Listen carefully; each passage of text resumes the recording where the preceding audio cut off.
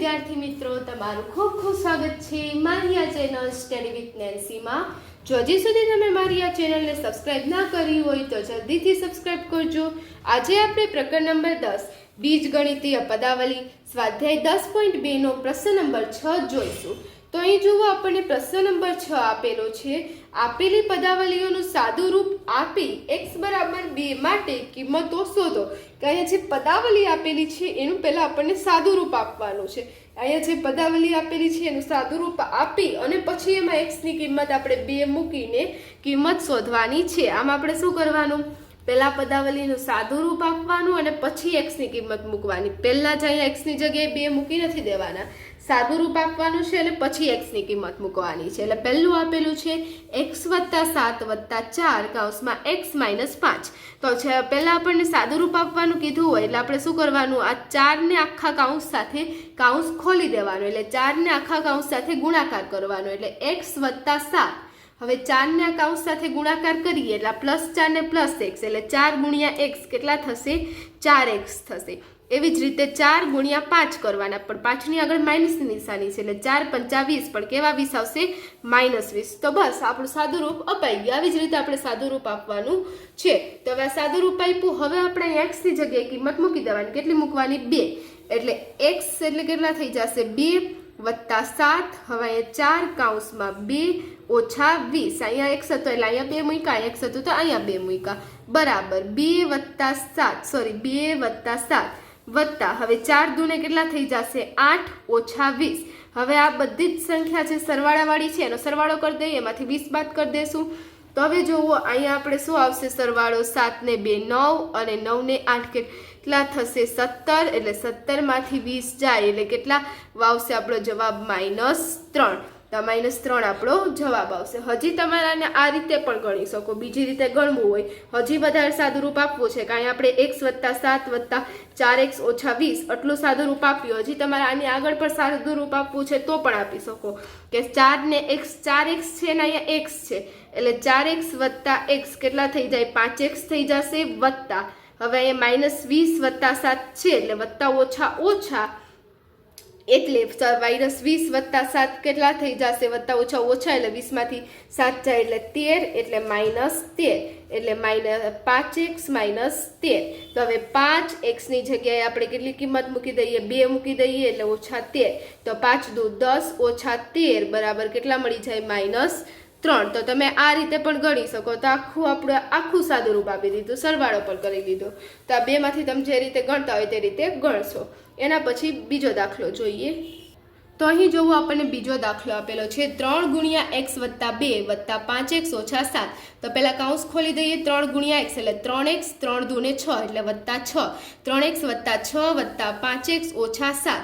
તો 3x + 5x, 3x + 5x - 7 + 6 કરી દઈએ, એટલે હવે 3x ને 5x કેટલા થઈ જશે, 8x।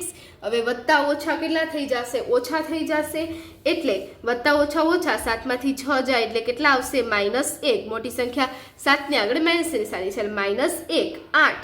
હવે x ની જગ્યાએ આપણે કેટલી કિંમત મૂકવાની છે, 2 કિંમત મૂકવાની છે, એટલે 8 કૌંસમાં 2 - 1, એટલે 8 દુ કેટલા થશે, 16, 16 માંથી 1 જાય એટલે કેટલા વધશે, 15। એટલે આપણા બીજા દાખલાનો કેટલો જવાબ આવશે, 15 જવાબ આવશે। એના પછી ત્રીજો દાખલો જોઈએ। તો ત્રીજો દાખલો પણ એવી જ રીતે આપણે ગણવાનો છે, 6x + 5 × x - 2। તો આમાં પણ આપણે એમ જ કરવાનું, 6x ના 6x લખી દેવાના, હવે આ 5 ને આખા કૌંસ સાથે ગુણાકાર કરવાનો, વત્તા હવે 5 × x એટલે કેટલા થઈ જશે, 5x થઈ જશે। હવે 5 × -2 તો 5 દુ કેટલા થશે, 10 થશે, એટલે 5 દુ 10, પણ કેવા 10 લખશું આપણે, -10 લખવાનું। આમાં જ આપણે ધ્યાન રાખવાનું કે અહીંયા માઇનસની નિશાની છે ને અહીં પ્લસની નિશાની, એટલે +- થાય, એટલે આપણું શું આવશે, 6x + 5x - 10। તો હવે જોવો, અહીંયા 6x + 5x એટલે બેના ચલ એક સરખા છે, 6 ને 5 કેટલા થશે, 11, એટલે બરાબર 11x - 10। હવે આ જે 11x - 10 છે એમાં આપણે x ની કિંમત મૂકશું, x ની જગ્યાએ આપણે કેટલા મૂકવાની છે, કિંમત 2, એટલે 11 × 2 - 10। હવે 11 × 2 કરીએ તો 11 દુ કેટલા થશે, 22, એટલે 11 દુ 22 - 10। તો હવે 22 માંથી 10 જાય એટલે કેટલા વધશે 12, એટલે આપણો જવાબ કેટલો આવશે 12 આવી જશે.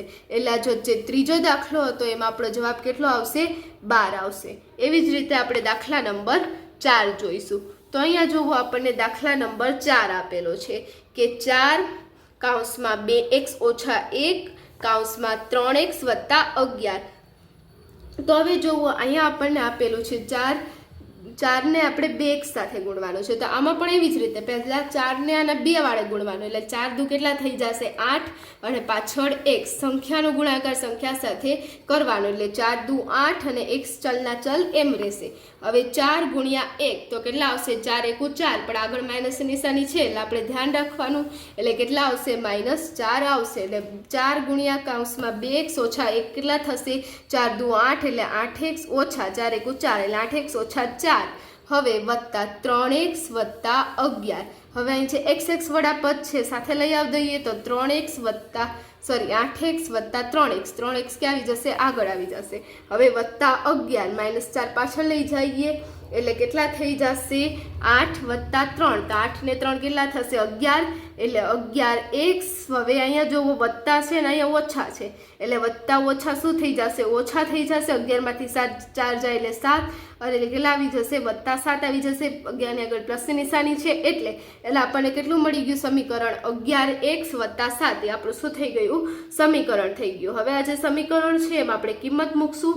તો x ની કેટલી કિંમત હતી 2 હતું, એટલે જ્યાં આપણને x દેખાય ત્યાં આપણે કેટલા મૂકવાના 2 મૂકવાના, એટલે 11 કૌંસમાં 2 વત્તા 7.